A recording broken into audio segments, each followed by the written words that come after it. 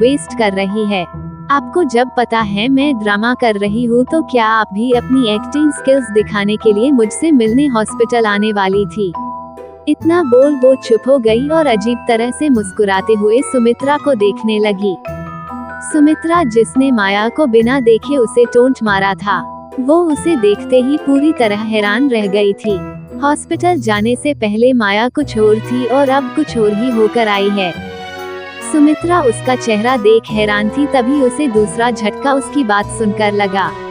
माया का जवाब सुनकर सुमित्रा ही नहीं, अभिमान और आरशी भी पूरी तरह हैरान रह गए थे।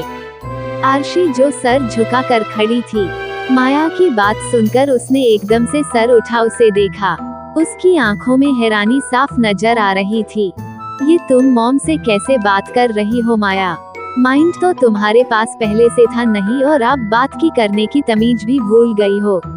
लगता है हॉस्पिटल जाने के बाद तुम्हारे दिमाग की प्लेट अपनी जगह से हिल चुकी है, तभी तो इस घर की हेड और मेरी मॉम से ऐसे बात कर रही हो। ये आवाज सुनते ही सबने एकदम से पीछे मैन डोर की तरफ देखा, जहाँ एक खूबसूरत सी लड़की अपने दोनों हाथ सीने पर फोल्ड किए खड़ी गुस्से से माया को देख रही थी। माया का फेस अभी भी सामने की तरफ था। उसने पीछे पलटने या उस लड़की की तरफ देखने की जहमत नहीं उठाई थी। उस लड़की को माया की पीठ दिखाई दे रही थी। माया को कुछ नहीं बोलता देख उस लड़की का फेस, जो पहले ही गुस्से से फूला हुआ था और अब गुस्से से तमतमाने लगा। उसके हाथ में 2 बैग थे, शायद वो शॉपिंग करके आई थी। उसने शॉर्ट ब्लू ड्रेस पहनी थी जो उसके घुटनों तक आ रही थी और मुंह पर बहुत सारा मेकअप किया हुआ था, जिसे देखकर ही पता चल रहा था कि वो अभी पार्लर से आई है।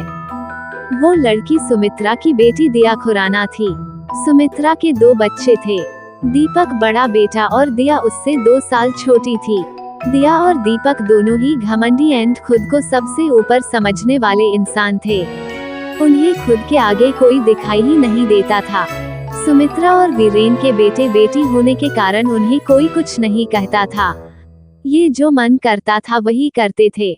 दिया की 2 दिन बाद एंगेजमेंट थी अंगद मेहरा के साथ। उसी की शॉपिंग करके के लिए वो बाहर गई थी।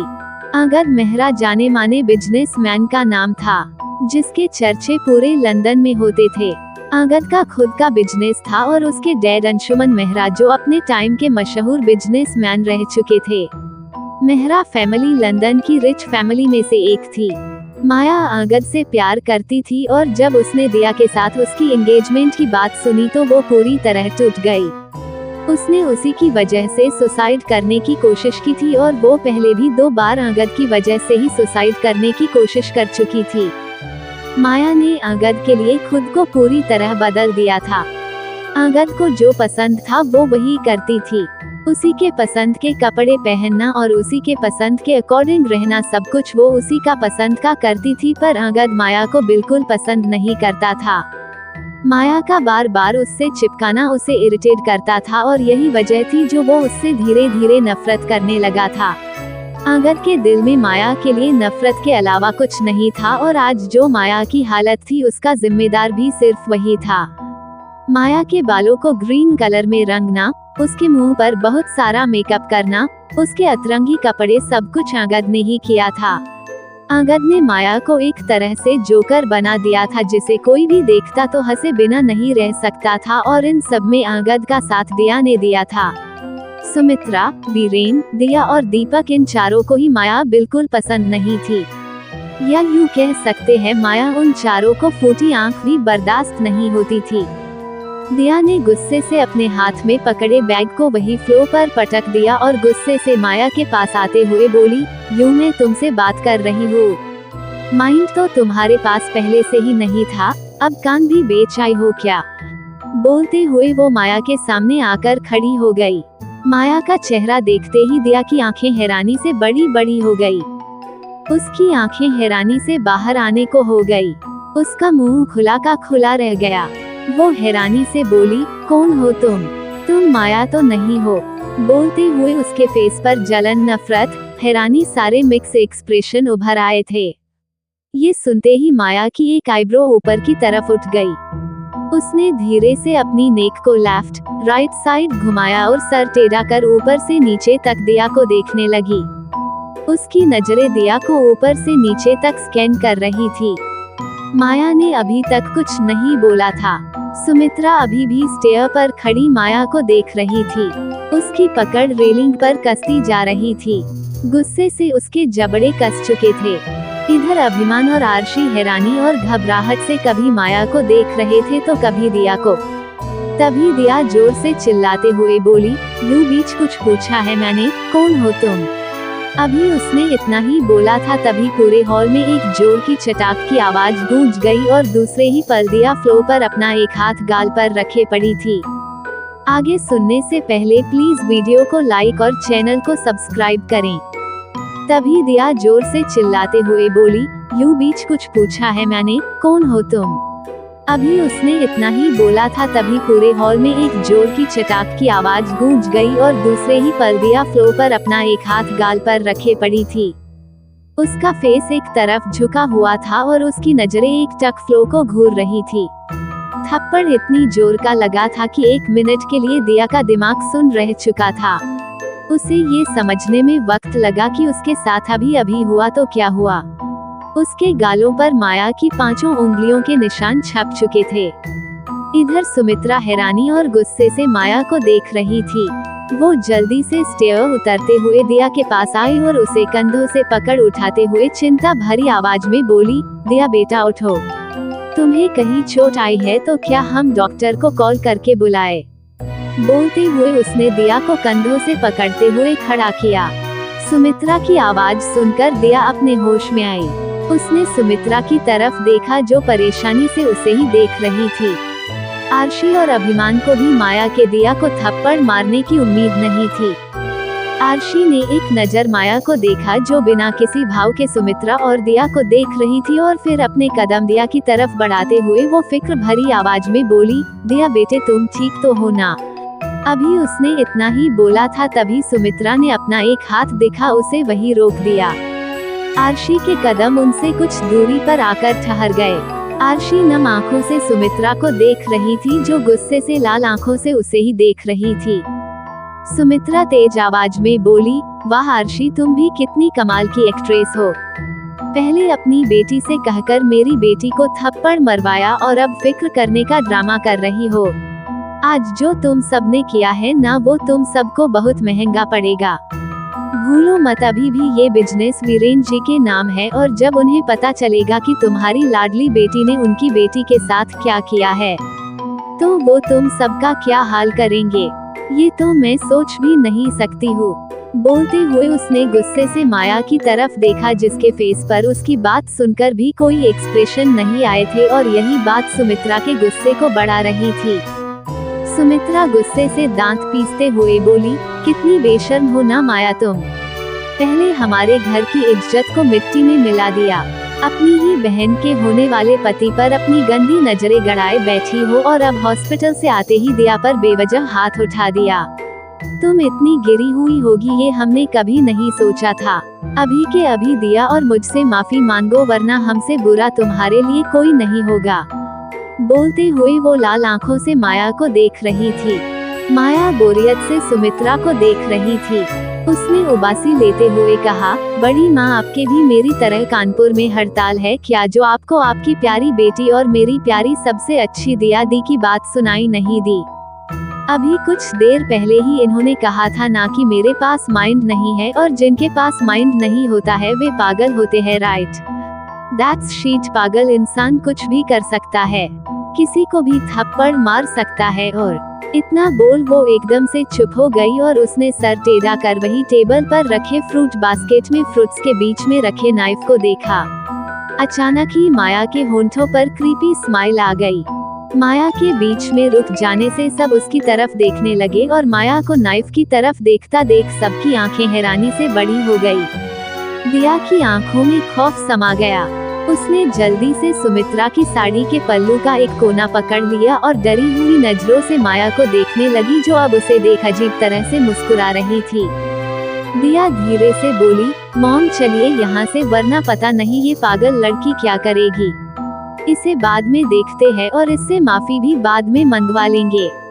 अभी चलिए प्लीज। बोलते हुए उसकी आंखों में पानी आ गया और उसने भीगी पलकों से सुमित्रा की तरफ देखा।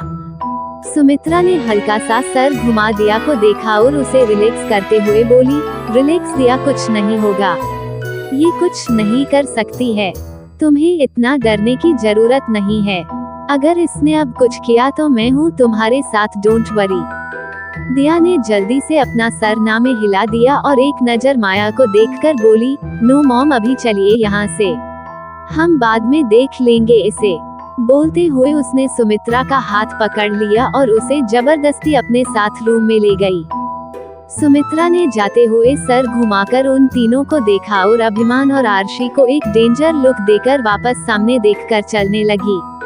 आरशी ने अपना सर झुका लिया और अभिमान ने सुमित्रा से अपनी नजरें फेर ली।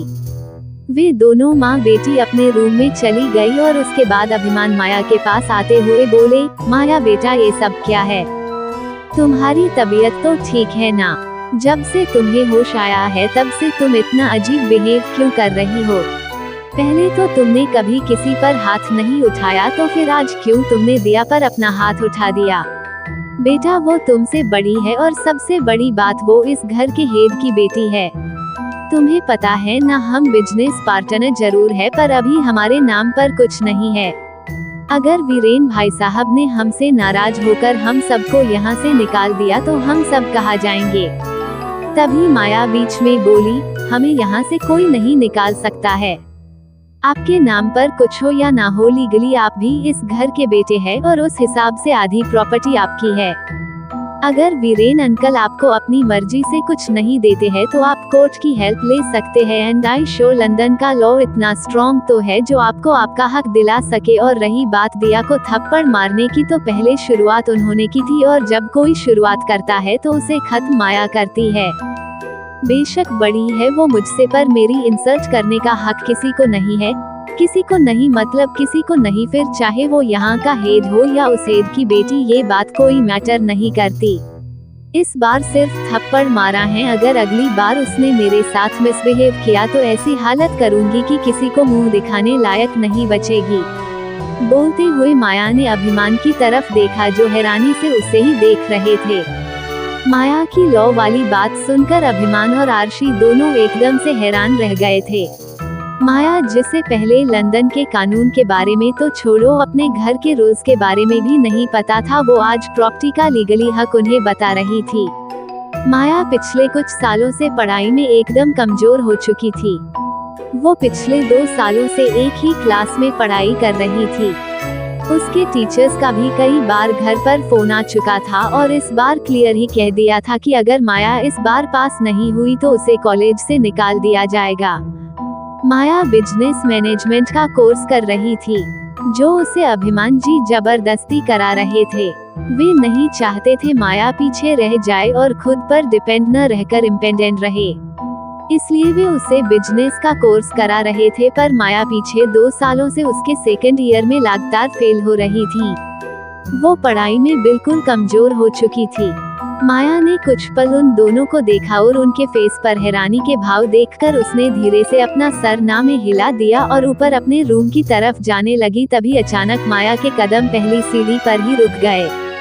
उसने सर घुमा आरशी की तरफ देखा और अपनी आवाज में नरमी लाते हुए कहा, मॉम, आपको अपना सर किसी के सामने भी झुकाने की जरूरत नहीं है। जो गुनाह करता है उसका सर झुका हुआ होता है और आरशी खुराना ने कोई गुनाह नहीं किया है जो सबके सामने अपना सर झुकाए। आपका सर गॉड के अलावा और कहीं नहीं झुकना चाहिए, इस बात का ध्यान रखिएगा। बोलकर वो बिना किसी की बात सुने अपने रूम में चली गई। आरशी और अभिमान ने एकदम से सर उठा जाती हुई माया को देखा और अचानक ही अभिमान के फेस पर प्राउड वाली स्माइल आ गई और आरशी के होंठों पर बड़ी सी स्माइल जो एकदम से प्योर थी। आरशी धीरे से बोली, हमारी बेटी लौट आई है अभिमान जी। हमारी 4 साल पहले वाली माया जो किसी के प्यार में पागल नहीं थी, जिसकी लाइफ में कोई अहंगद नाम का शख्स नहीं था। बोलते हुए उसकी नजरें माया के रूम के बंद डोर को देख रही थी। आरशी की बात सुनकर अभिमान जी ने एकदम से उसकी तरफ देखा और अचानक ही उनकी आंख से एक कतरा आंसू का बह गालों पर लुढ़क आया। That's for it's today guys, मिलते हैं नेक्स्ट पार्ट में। गाइस अगर आप सबको स्टोरी पसंद आए तो प्लीज अच्छे रिव्यू भी दे देना।